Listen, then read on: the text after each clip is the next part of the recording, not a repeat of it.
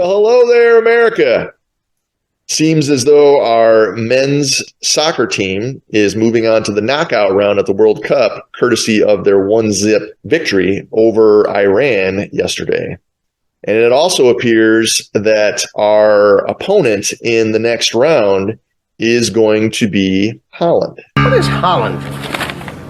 What do you mean, what is it? It's a country right next to Belgium. No, that's the Netherlands. Holland is the Netherlands. Then who are the Dutch? Now, there are a lot of very famous people who have some dislike for the Netherlands, the Dutch in general. All right, Gold member. There are only two things I can't stand in this world. People who are intolerant of other people's cultures and the Dutch.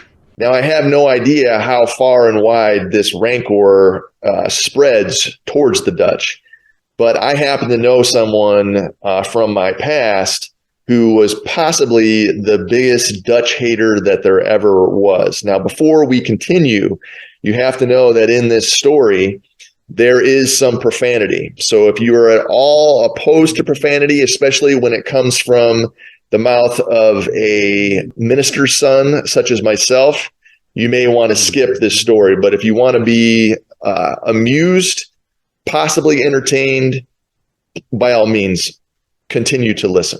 All right, so this harkens back to my days at Alma College.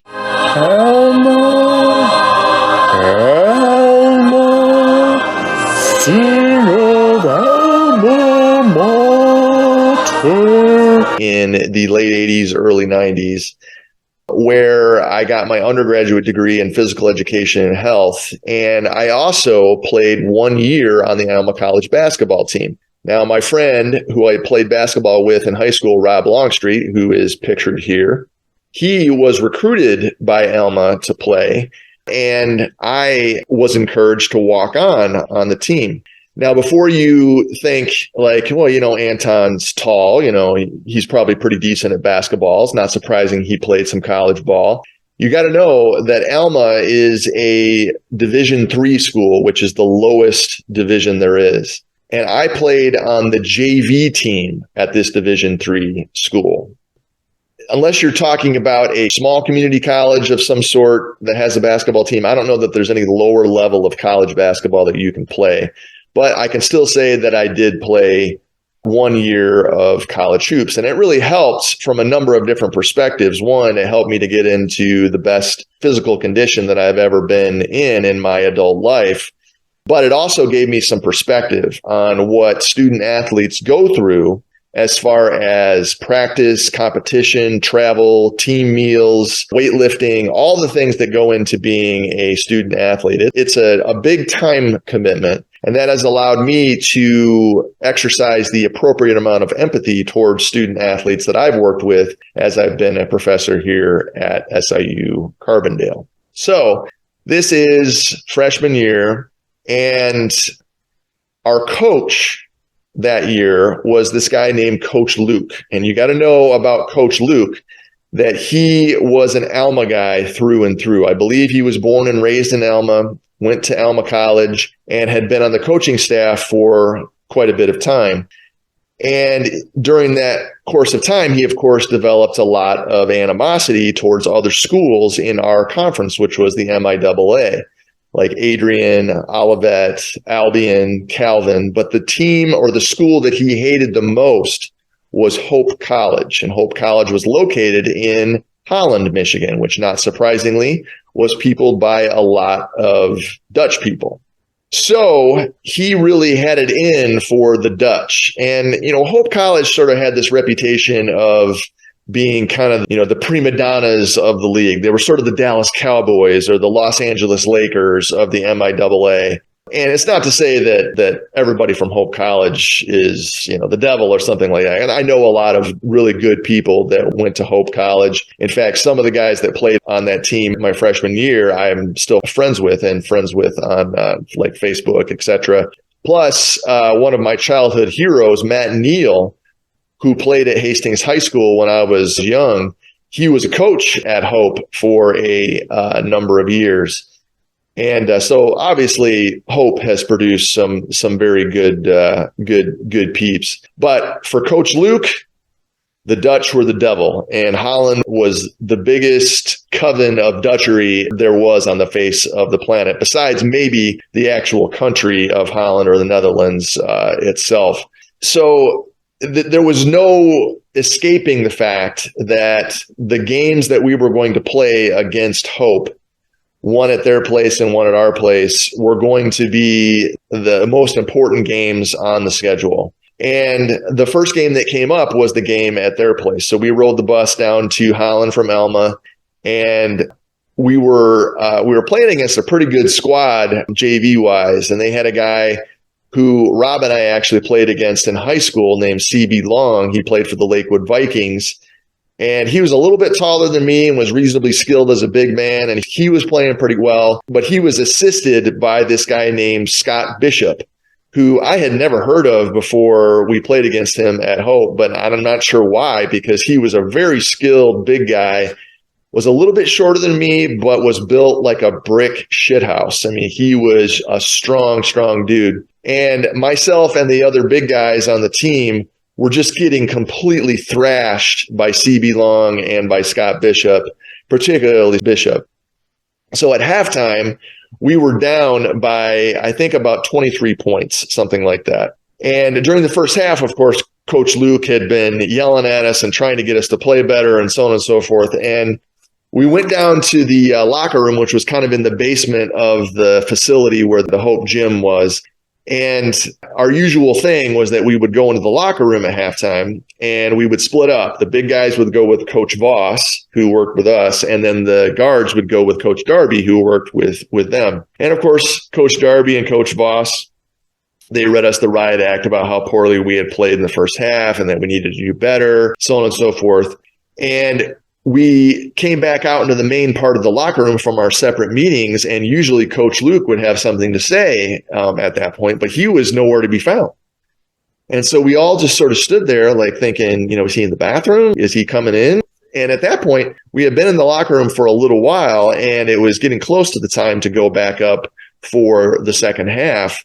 And Coach Voss poked his head out into the hallway, and he quickly came back in and said, guys, Coach Luke is out in the hallway and he's just pacing back and forth.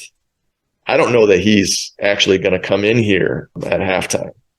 And as soon as he stopped talking, boom, the door of the locker room opens up and Coach Luke comes in. And I have never seen a human being more pissed off than him. And I've watched Lions games with Mark Anton, so I've seen rage. He was apoplectic. I mean, he was to the point where his face was contorted. It was beet red. It looked like he was about ready to stroke out. And he came into the locker room and he tried to talk. And he just went, and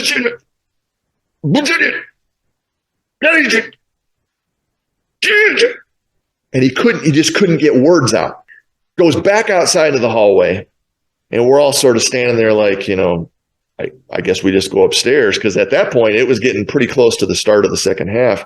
And Coach Darby is like, yeah, guys, let's just go upstairs. And as soon as we started to move towards the door, boom, it opens up again. Back in comes Coach Luke. He comes into the middle of this little sort of semicircle that we had formed, and he looks around the room, looks at each one of us in turn, makes eye contact with each one of us, comes back to center, and he just goes, "Fuck the Dutch," and walked out. And we were all, you couldn't hear a pin drop in the locker room, obviously. And we were all like, man, Coach Luke is pissed off. So at that point, we were like, okay, we got to go back upstairs and play the second half. And we got back up to the court, and we started warming up immediately because we needed to get going because the halftime clock was running out. Coach Luke is sitting on the bench as close to the scorer's table as he could get, which was where he would usually sit anyway. But he was just sitting there like this, staring straight ahead, not looking at any of us at all. I'm not even sure what he was looking at. Maybe the Hope logo that was on the wall behind the bleachers. And we come over after we got warmed up, the horn sounds and the second half's getting ready to start, and the starters sit down on the bench, and we gathered around them. Yeah, I played at a Division III school, JV, and I was not a starter. So that gives you even more sense of what my level of talent was like. So Coach Darby and Coach Voss come into the huddle, and they would usually say a couple things, and then Coach Luke would give us the final word and then send the team out to the court. And they're talking, and they're both kind of like giving sidelong looks over at Coach Luke, like, is he going to come over here? And he was just sitting there, nothing. So Coach Darby, Coach Voss sent us out on the court, and we start playing again. I got a little bit of playing time in the second half, and I think we whittled it down to about 8 points at one point. And Hope had called a timeout because I think we had scored like 6 points in a row. I happened to be on the court at that point. It was maybe like 7 minutes to go in the game. So we sit down on the bench, and Darby and Voss are in there talking to us, and then the circle parts, and here comes Coach Luke. And he just goes, "Gentlemen, finish this off." And then he walked back to his seat. And we're like, okay. And so we went back out on the court, and I think we ended up losing by 13. So he didn't talk to anybody after the game. He didn't talk to anybody on the bus. That was on a Saturday. We didn't practice on Sundays. So our next time that we were all together was on Monday. And that was the first time that he talked to us. And it was like, not like it hadn't happened, but he didn't really address it. None of that. But it came time, maybe 5 or 6 games later, that Hope came to our gym. And he didn't really make a big deal out of it, but we knew how pissed off he had been at that game in Holland. And we ended up winning that game by 8. And I ended up playing one of the best games that I had played the entirety of my freshman year. And after the game, after we had gone through the handshake line and he was kind of getting ready to give us a final word, he goes, "Fellas,